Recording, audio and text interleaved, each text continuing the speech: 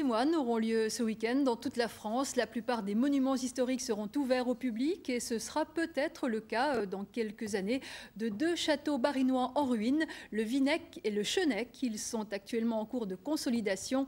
Visite sur le terrain ce matin de la Commission des affaires culturelles du Conseil général, suivie par Fanny Klipfel et Jean-Claude Durmeyer. C'est impressionnant. Impressionnant pour l'historien, moins au premier coup d'œil pour le promeneur qui passe pourtant là devant un mur bouclier du XIIIe siècle. Témoignage d'un système de défense qui a fait ses preuves et qui, le poids des ans aidant, menaçait de rendre l'âme.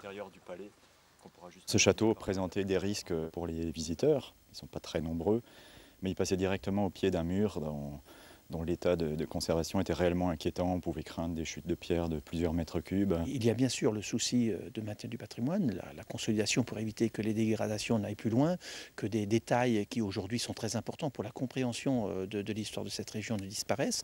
Et puis en même temps, bien sûr, il faut regarder, cela participe à la dynamique économique d'un territoire. Désormais consolidée, la ruine du Vinec présente la facture. 155 000 €, 35% à la charge de l'État, 35 autres payés par le département, 25% par la région et les 5% restants par le propriétaire des lieux, tout heureux de ce coup de pouce inespéré. Ici, ce sont des entreprises spécialisées qui ont agi sous la tutelle de la DRAC. Ailleurs, quelques kilomètres plus loin, au château du Chenec, la situation est différente.